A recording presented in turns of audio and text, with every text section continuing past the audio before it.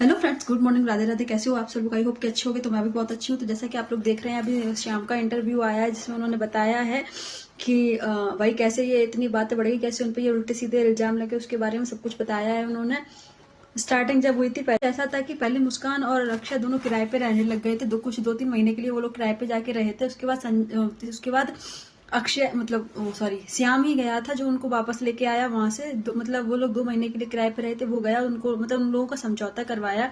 उसके बाद उन लोगों को लेके आया वो कि चलो घर पे रहो चल के, ऐसे करके उसने बोला। उसके बाद भाई ये लोग आके रहने लग गए।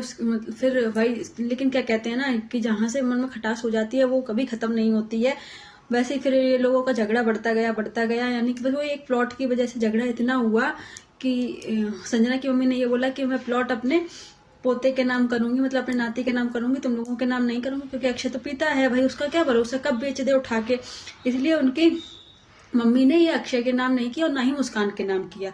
आज के टाइम में कोई ऐसी सास नहीं होती है जो अपनी बहू के नाम कुछ कर देती है। या तो वो अपने नाती को देगी या फिर अपने बेटे को देगी। तो वैसे ही उन्होंने बोला कि भाई हम अपने नाती के नाम करेंगे, हम अपने बेटे के नाम पे भी नहीं करेंगे। तो इस चीज पे मुस्कान खुन्नस खा गई। उसने बोला कि मेरे नाम करो, प्लाट मुझे चाहिए, मेरे नाम करो, है ना। तो उन्होंने मना कर दिया कि नहीं, हम तुम्हारे नाम प्लाट नहीं करेंगे। और ये बात उनकी सही भी थी। भाई अगर तुम्हारे बेटे के नाम हो रहा था, मुस्कान के बेटे के नाम हो रहा था, तो इसमें बुरा कुछ नहीं था। लेकिन भाई उसको ये खुन्नस खा गई कि नहीं मेरे नाम करो, मेरे नाम करो। उसके बाद फिर इन लोगों का झगड़ा हो गया। झगड़ा इतना बड़ा कि मतलब यही सब मतलब बड़ा। फिर उसके बाद वो मुस्कान के ससुर है वो आए और मुस्कान को गांव में लेके गए। भाई उनको भी लगा कि चलो थोड़े दिन ये लोग अलग रहेंगे तो शायद ये समझौता मतलब लड़ाई झगड़ा इन लोगों का खत्म हो जाए। लेकिन ऐसा कुछ नहीं हुआ। ये झगड़ा इतना बड़ा कि जिसकी कुछ हद नहीं।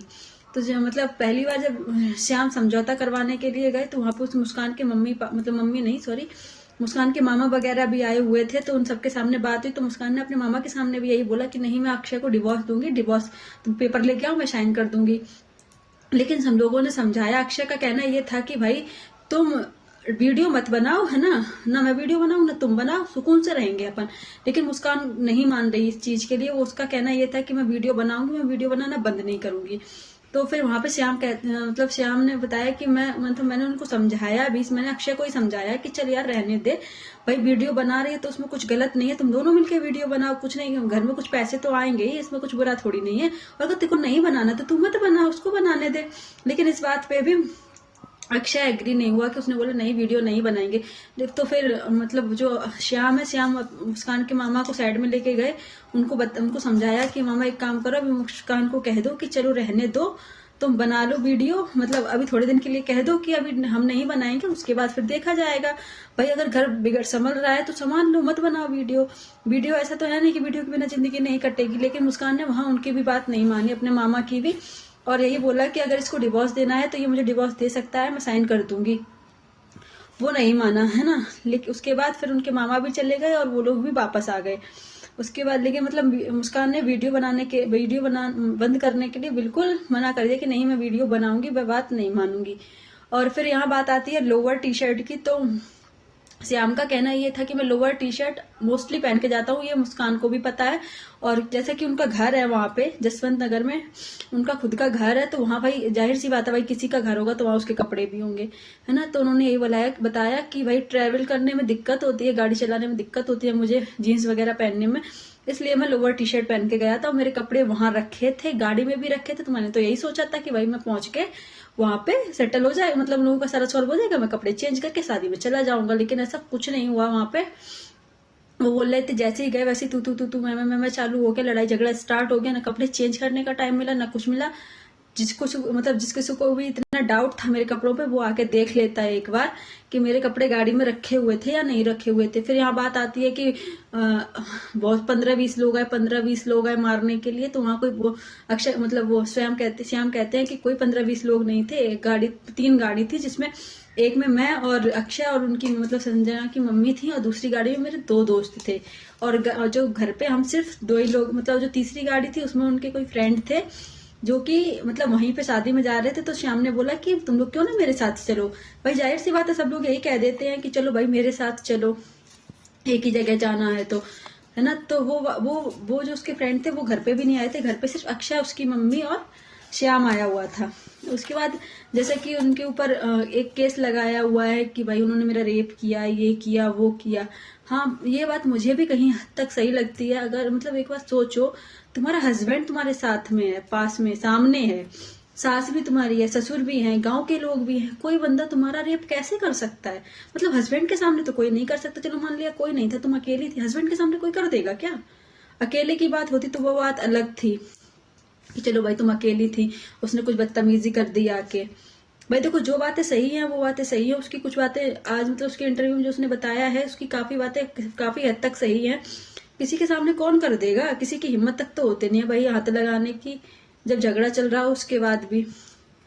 तो वही उसने अपने इंटरव्यू में बताया है कि भाई जैसे कि इन्होंने पहले रेप का केस मतलब रेप का नाम लिया था, तो जाहिर सी बात है पुलिस चेकअप तो करवाती दोनों का, कि अगर ऐसा कुछ होता तो भाई उसमें क्लियर हो जाता। उसके बाद मतलब ये भी कह रहा था कि मतलब जब मुस्कान घर पे थी तो वो दूसरा सूट पहन रखी थी, और जब वो वहां पे गई, पहुंची जब पुलिस थाने में, तो वो दूसरा सूट पहने हुए थी। और जाहिर सी मतलब एक बात सोचो कि अगर कोई बंदा है, अगर उन्होंने इसी से बोला है, उन्होंने मेरे कपड़े फाड़ दिए, ये कर दिया, वो कर दिया, कपड़े सिर्फ हाथों से फाड़े जाते हैं क्या?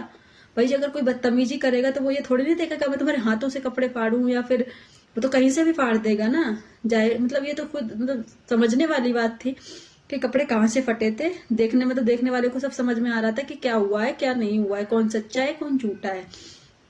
और उसके बाद फिर मुस्कान ये कहती है कि भाई वो लोग आए, बदतमीजी करी, मुझे मारा, मेरे कुंडल ले लिए, है ना। तो अगर ऐसा था, है ना, तो भाई ये चीज सब जानते कि वो अपने घर से कुछ भी नहीं लेके आई थी, जो कुछ ज्वेलरी थी, सब जो कुछ भी था वो सारा इन्हीं लोगों ने बनवाया हुआ था, और वो कुंडल थे वो भी संजना ने ही दिए हुए थे।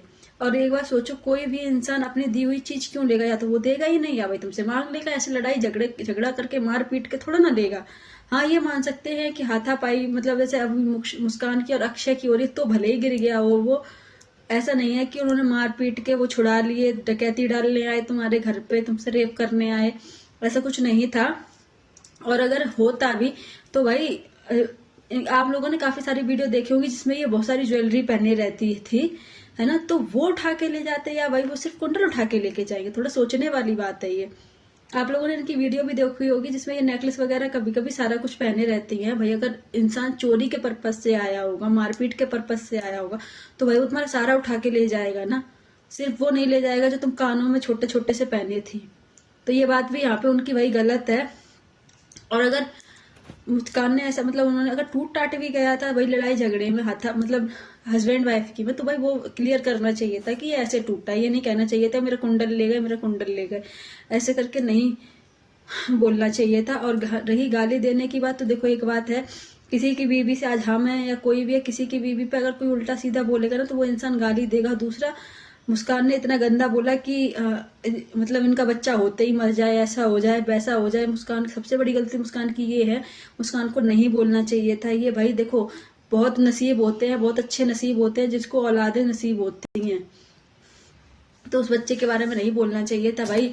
तुम्हारे लिए सब कहते हैं ना, भांजी भांजी तो भगवान का रूप होते हैं अपने लिए, तो ऐसा पाप नहीं लादना चाहिए। जैसा मुस्कान ने बोला, उन्होंने बहुत गलत बोला, वो नहीं बोलना चाहिए था। और जहां तक की बात है, इनके घर में जो इतना कलेश हो रहा है, श्याम का कहना है कि भाई वो सब उनके ससुर की ढील है। पहली बात तो उन्होंने अपने घर पे ध्यान नहीं दिया, पीने पिलाने में रहे, जिसकी वजह से भाई देखो, अब जब हस्बैंड नहीं देखेगा तो और तो अपना घर कैसे भी करके चलाएंगी ना। तो भाई मुस्कान वहां पे, संजना वहां पे कमाने लगी तो उनकी मम्मी अलग हो गई। जब 4 पैसे आने लगे तो भाई उन्होंने देखा कि मेरे बच्चे बिगड़ जाएंगे, ये नहीं ध्यान दे रहे, इसीलिए वो अलग हो गई। सबसे पहली बात तो उनके पापा को, चलो इंसान पीता हर कोई है, लेकिन अपना घर परिवार कोई नहीं छोड़ देता है जैसे उन्होंने छोड़ रखा था। उनको अपने घर पे ध्यान देना चाहिए था भाई, अपनी फैमिली देखनी चाहिए थी। सब पीते हैं आज के टाइम में, कौन नहीं पीता है? तो कोई फैमिली छोड़ के नहीं भाग जाता है। तो भाई और सबसे बड़ी बात यह है, जिस घर में औरतों की चलती है ना, वो घर हमेशा बर्बाद होता है। ये चीज आप लोग नोटिस करना। और दूसरी बात,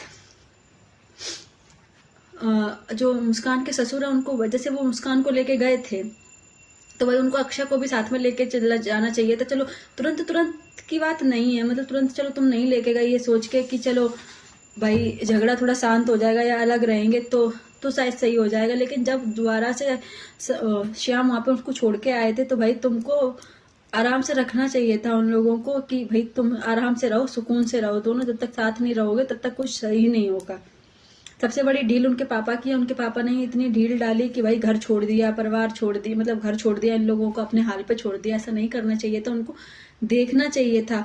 क्योंकि सब कहते हैं ना कि बाप का साया ही बहुत होता है, बाप के साये से बच्चा डरता है, ऐसा कहते हैं लोग, और ये बात सच भी है। अगर आज उनके पापा ध्यान दिए होते तो शायद इतनी प्रॉब्लम्स ना बढ़ती। शायद अक्षय को थोड़ा डर रहता कि नहीं मैं अगर पीऊंगा तो मेरे पापा डांटेंगे, है ना। और अक्षय को भी ये सोचना चाहिए था कि आज मेरी माँ जो अकेली है, मतलब जैसे कि अकेली संजना उसका सारा कुछ करती है, वो तो सिर्फ मेरे बाप की वजह से है ना, क्योंकि मेरा बाप इतना पीता है, इसीलिए मेरी माँ ने मुझे छोड़, मतलब उनके पापा से अलग हो गई हैं। तो वैसे ही अक्षय को भी छोड़ना चाहिए। भाई एक बार प्रूफ तुम्हारे सामने है कि तुम्हारा परिवार बर्बाद हुआ, वो भी शराब की वजह से, तो तुम्हें देखना चाहिए कि भाई अगला मैं खुद वो वही चीज कर रहा हूँ जो मेरे पापा ने मेरी मम्मी को दी, जो उनके पापा ने उनकी मम्मी को दी, वही ये अक्षय उसको दे रहे हैं, मुस्कान को। वैसा नहीं करना चाहिए। एक बार अपनी फैमिली के बारे में सोचो। प्रूफ तुम्हारे सामने है कि क्या हुआ क्या नहीं हुआ। पीने के बाद घर बर्बाद हो जाता है, वो तुम्हारा हो चुका है एक बार। वो तो चलो मान लिया तुम्हारी बहन सक्षम थी तो उसने अपनी मम्मी का तुम्हारा सब कुछ किया अच्छे से, है ना। वो एक बार सोचो, तुम भी इतना पियोगे, तुम उल्टा सीधा चलोगे तो तुम्हारा घर कौन देखेगा? कभी सोचा है इतना? उसका तुम्हारा भाई तो वैसे भी अलग रहता है, इसीलिए मुस्कान मतलब अक्षय को भी इतना सोचना चाहिए और मुस्कान को भी सोचना चाहिए। किसी पे भी ऐसे ब्लेम नहीं लगाना चाहिए। आज का जो श्याम का इंटरव्यू था, उन्होंने अपनी सारी बात क्लियर करी है उसमें कि भाई ऐसा कुछ नहीं है, जो फर्जी ब्लेम लगाए जा रहे हैं तो वो भी उन्होंने अपने क्लियर किए हैं। क्यों गाली देने का वो सारा उन्होंने क्लियर किया है भाई। इसीलिए मतलब किसी के ऊपर भी आप टारगेट करके वीडियो मत बनाओ। सबका सामने आ गया है किसने क्या किया था, किसने क्या नहीं किया था। बाकी अगर आपको मेरी वीडियो अच्छी लगती है तो thank you so much for watching, और वीडियो को प्लीज पूरी देखना और चैनल को सब्सक्राइब करना। Thank you.